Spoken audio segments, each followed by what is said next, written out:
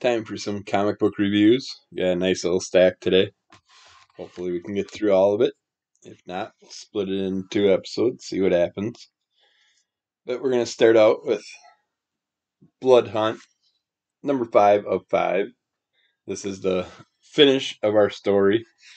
This has been a really enjoyable main run to the whole Blood Hunt storyline.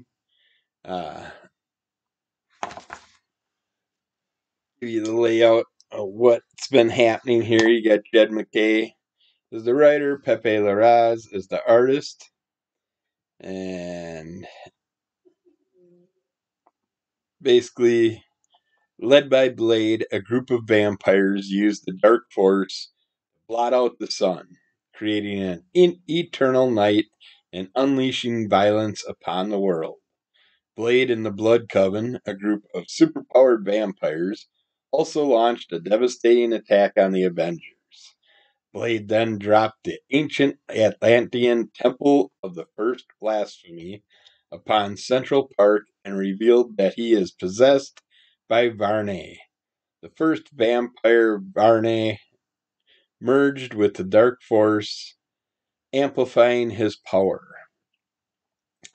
I don't want to go on and on and on, give away a bunch of things that are happening throughout the story, but you have a good variety of characters in here with Dracula, Spider-Man, Doctor Strange, Clea, Latveria, Doctor Doom, Tigra, Hunter's Moon, Sorcerer Supreme, Moon Knight, and there's some interesting things that happen with Doctor Doom and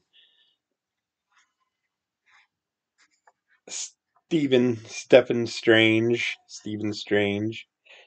Uh, it's just, I don't want to give away what they end up doing, but they have to make some deals to work some things out, and then you get to see what's up with Blade and Blade's daughter, who's been chosen as the only one that can really take Blade down.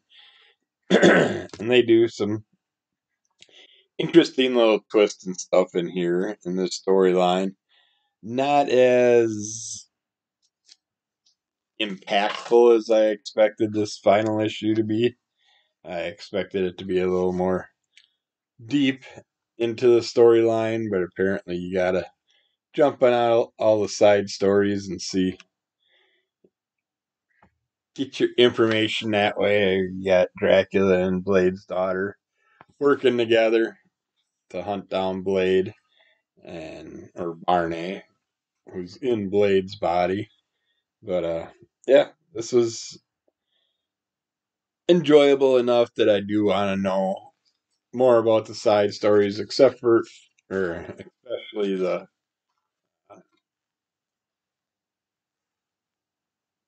which one was it? Was it the Dracula run? I think it was. No, I think it was Spider-Man that caught my eye the most. The Spider-Man offshoot.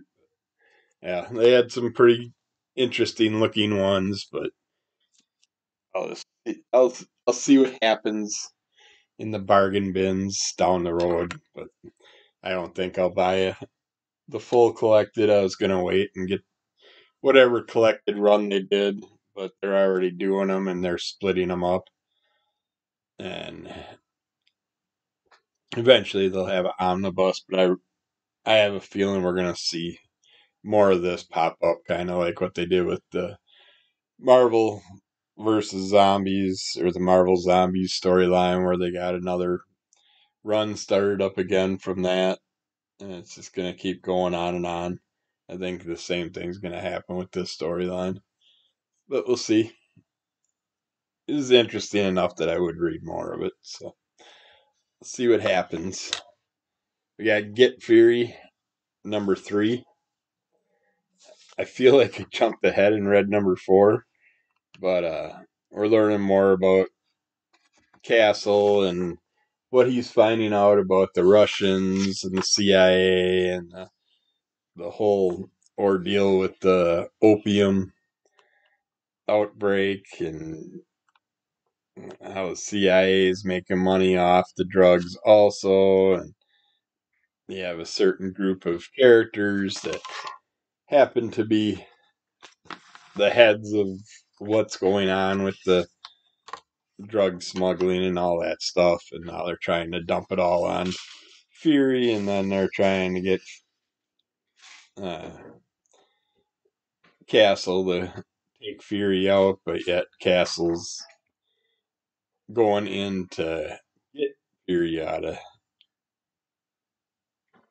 the whatever you want to call it camp. Uh, just save him from his imprisonment from the Viet Cong or whatever's going on with all that. But they are keeping Fury alive because of all the information that's in his head, and we're starting to see what their plans are and what's going on with that. I believe this is a 5 or 6 issue run overall. I think it actually got bumped up to 6. I think it originally was 5. But yeah, I like it. It's kind of slow. I'd kind of like to see more with uh, Castle doing more to already by issue 3 break in and get Fury out of there.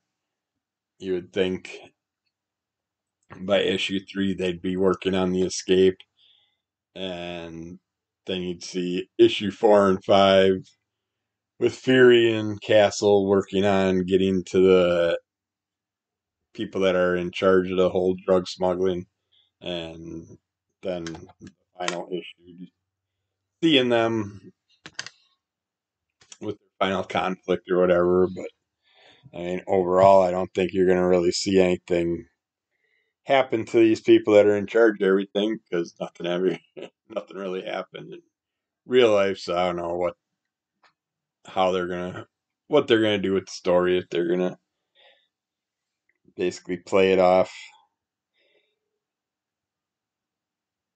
the reality of the shitty war, or if it's just gonna be their own little fabled story or whatever. Uh, but I like it. But I don't think we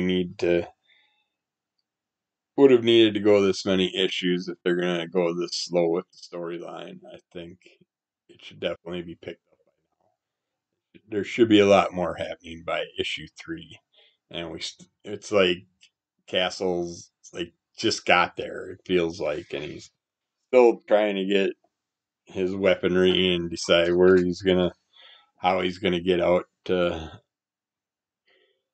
where Fury's being held and help him escape and all that stuff. So I just feel like that story should be happening right now, and if it's issue 3 and it's just halfway through the storyline and nothing's happening yet, other than more and more information about who's behind what and what they're doing and all that crap.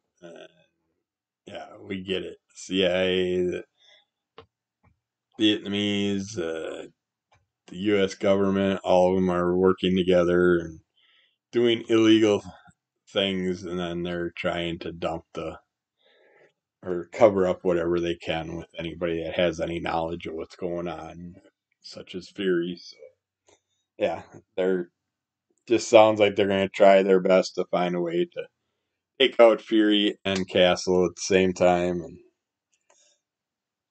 just blame it on the war. So it's kind of a boring story. I was expecting more out of it.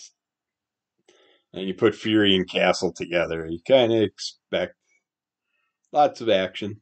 And we're already three issues in, and we have yet to see any action. So next up, we got Ghostbusters Back in Town. This is the final issue, number 4. I believe, pretty sure this is the final issue. By David Embore, Blue Delaquanti, Chris Peter, and Jimmy Betancourt.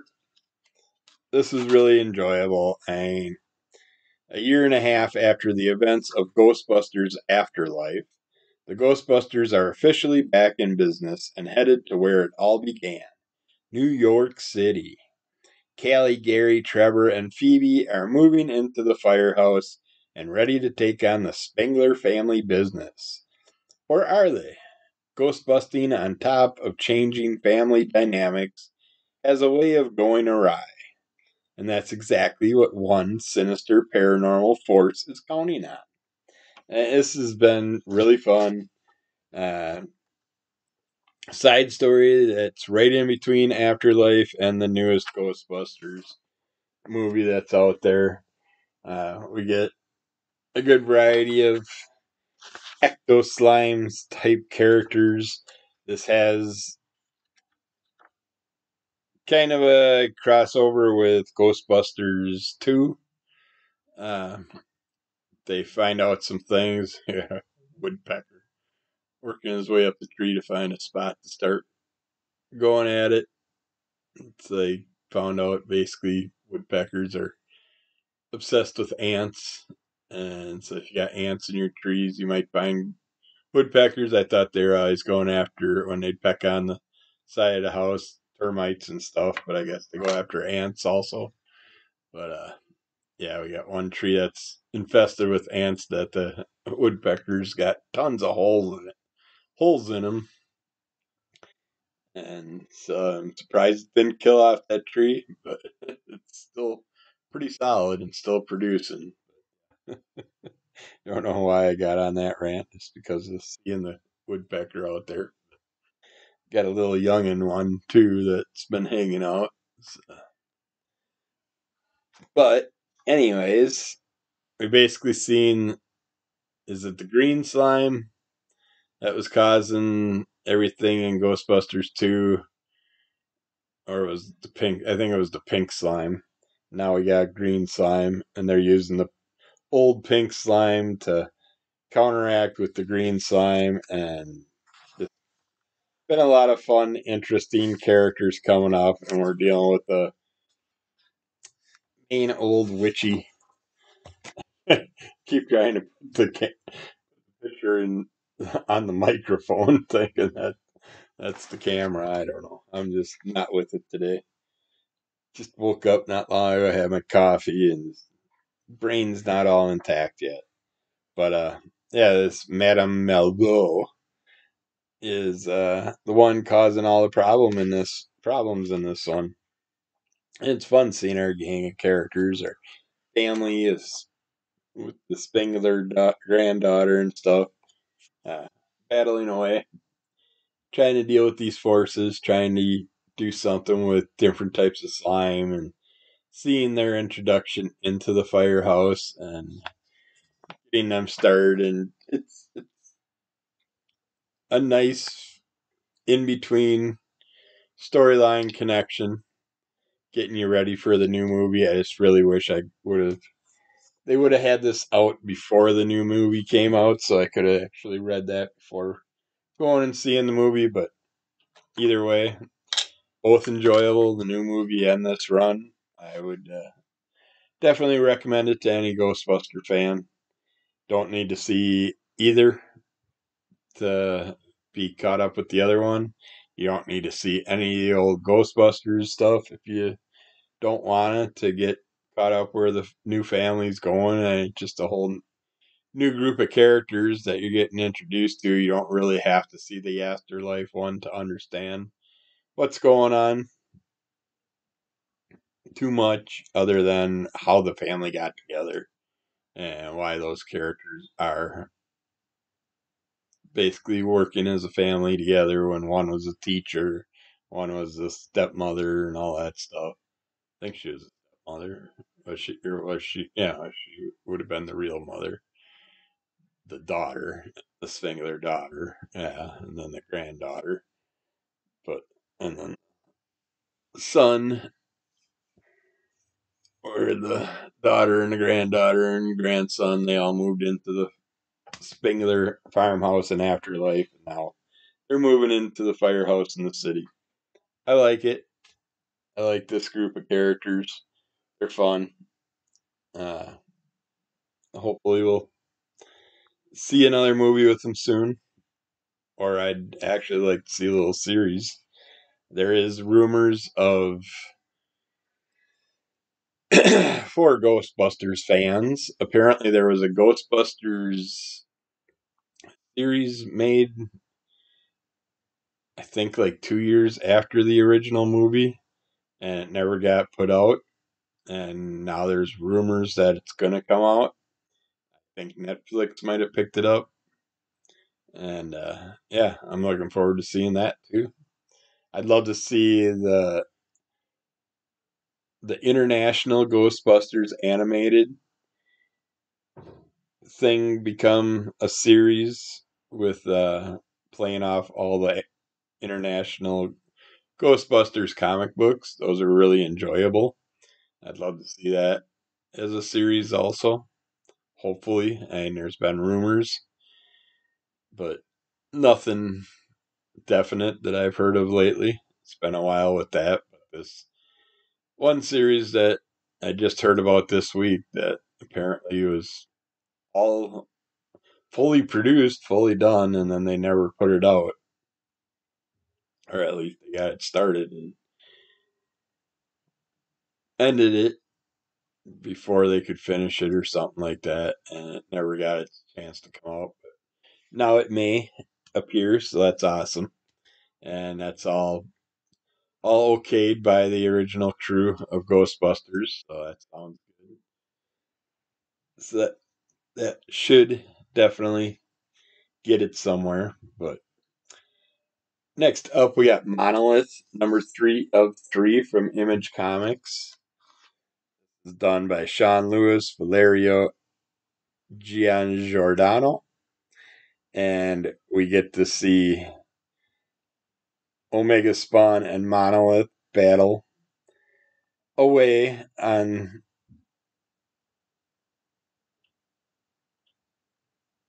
a planet. They fall through like a rip in time, and they battle it out. And while they're battling, this planet's taking the blunt of it all. But it's basically this story was pretty much set up to show you, and we do get Plague Spawn in here, and another Spawn that happens to appear. I don't want to give everything away with it, but it's interesting how we find out more about Monolith, how he became a Hell Spawn, uh, what his purpose is in the future, what he's wanting to do, what the I mean, I can't give it away. I believe this is a new Spawn that we're seeing in this issue that happens to be working with Plague Spawn, and something happens between them and Omega and Monolith, and we kind of get a teaser of what the plan is with Monolith in the new future. I'm 100% on this character now. No matter what happens, give me whatever run you want with them and I'll jump on it. I'm kind of getting bored with all the other ones after the whole ordeal with the whole throne and what's her name taking over the throne, and where it went from there and what her plans are and all that. It just got really boring with the storyline. But this new character that's being represented in the Monolith world, Plague Spawn, I kind of got some interest in during the whole Throne event also. I'm looking forward to them, how they're going to work in the future Monolith world. Uh, but yeah, I can't give away anything. It's this one was done right, whereas Fury's not being done right. This one had tons of action, put the whole storyline into 3 issues, so you're not sitting there with any lulls during the issue. You're keeping the reader interested, and just something happening constantly. I mean, it's a comic book. It should be an ongoing, interest grabbing type book. It shouldn't be something that you start falling asleep while you're reading all of a sudden. It's like, when's the story going to pick up again? It's like, no, this one was action all the way through. new knowledge about stuff. All the way through every issue, you learn a little bit more about Monolith, the Hell Spawns, all that stuff. I mean, honestly, you wouldn't have to have anything Spawn related in your life knowledge of comic reading. I'm speaking all weird today. Just can't wait. It's been an interesting couple weeks. But yeah, if you wanted to get into the Spawn universe and know nothing about it and are interested in some big key character type stuff for the future of Spawn, I'd say jump on this Monolith. Check out the 3 issues. If you're not interested after reading those 3 issues, don't get into Spawn. If it catches your eye, then it's time to check out some of the new stuff. And there's a lot of new things happening with Spawn right now. Speaking of which, we got Rat City, issue 2 and 3. I think it's 2 and 3. Nope, 3 and 4. This one, I'm not sure. I have a feeling it's going to go on for a while. I think I've just pre-ordered issue 6 or 7. But again, in here, we kind of got our old school Spawn with a new look. This again could give you a great introduction into some of the characters. Um, a newer introduction into the Al Simmons style character. And you wouldn't have to really know much about Spawn to get into this one either. I mean, it has a whole different style to it. The characters seem like the characters of old, but yet they have kind of a futuristic style feel to them in this. I don't get no dates off any of the pages, but you got Erica Schultz, Zay Carlos, J. David Ramos working on this. Uh, previously in the story of Rat City, Peter is on the run from PTS, the organization that previously helped restore his legs, has shown its true colors. It's we do have characters that are having some interesting effects to their bodies that are being modified. Uh, I just I can't get I mean, that's why I say this is perfect for someone that's new because I got so much old Spawn stuff stuck in my head that it's hard for me to get a full feel for these characters as they are. It just feels almost, and it has a manga, kind of a manga feel to it, as far as the imagery and stuff. So it throws me off, but yet you're still seeing characters and they're just being represented in a different way. So that's why I'm not really positive on this whole storyline. I like it. I like the character representation. I love the imagery and the multi-panel pages and stuff with the crossing over of the images with the panels and stuff. I love when they do that. Turn like a 9-panel page into 9 separate panels, but still kind of connecting the panels together. Uh, but I mean,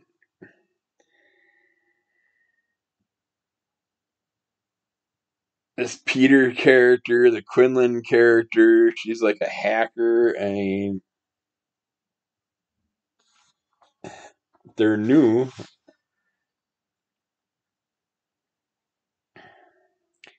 yet they have the feel of the old. So I'm definitely getting some interesting vibes from this. I can't give you my full feeling towards everything that's happening, but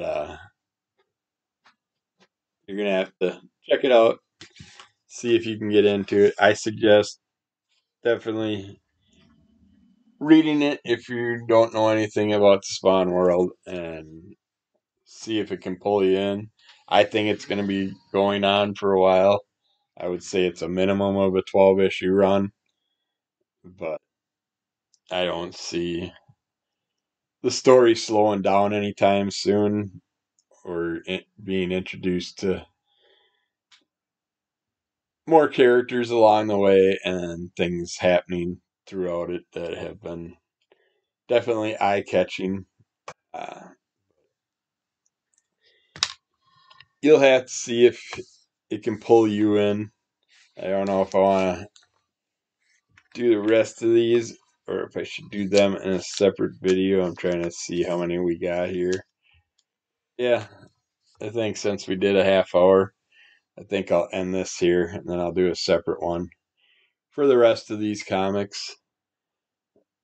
But yeah, Spawn's been very interesting lately. It's been fun where it's going and looking forward to the future.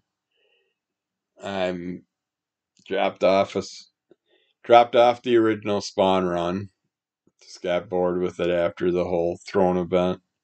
Went a few issues in, and it's not, or he's still at a lull. It's not picking up anything at the moment that's pulling me in, so I jumped off. Gunslinger Spawn, got bored with. It's like he's still hunting down people that killed his family and stuff, tortured his family, and it's like you've been hunting them for how long back in the 1800s or whatever. Now you're in the future, and some of them are still alive, and you're still hunting them.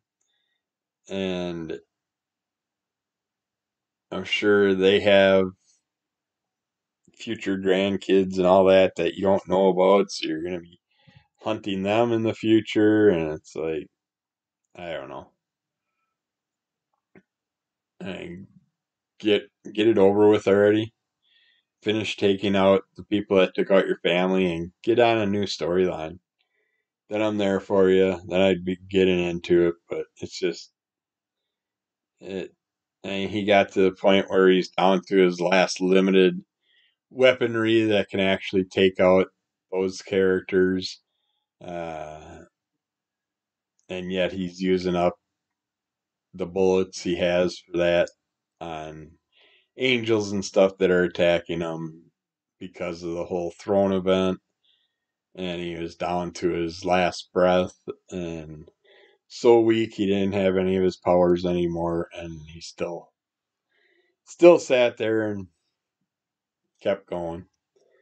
So, who knows how many more issues they're going to focus that storyline on, and now they kind of changed the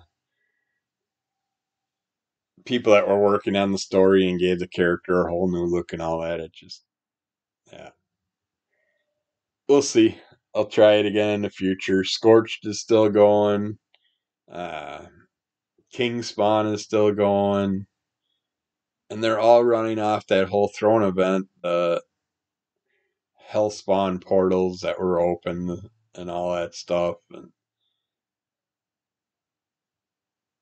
it's like, how long are they going to play off that with all these different runs? It's a lot of freaking runs to get into if you want to follow that whole world. That can be pretty costly when you have other comics you want to buy too. And it's like, yeah, it just drives me nuts when they overproduce things for a character line. It's just we're looking at Spawn, Scorched, King Spawn, Medieval Spawn. Everybody's got their own storylines going on. Uh, Now we're getting introduced to a couple new spawns. So yeah, but still a fun world. I love the whole Spawn universe. It's just wow. It went from Spawn, that run, to about 12, 15 different runs now that are running off of Spawn. So yeah, it's like basically overly mass producing product is basically what it is. A big price gouge grab. Make as much as you can off an event, and it just seems like it's going a little too deep. But I'm rattling on, especially about Spawn. So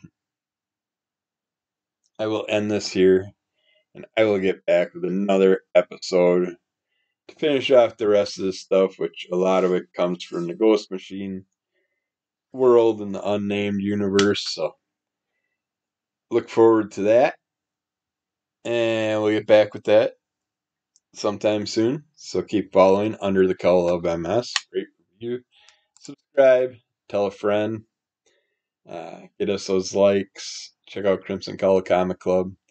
We'll get back with another one of you soon. All right, bye.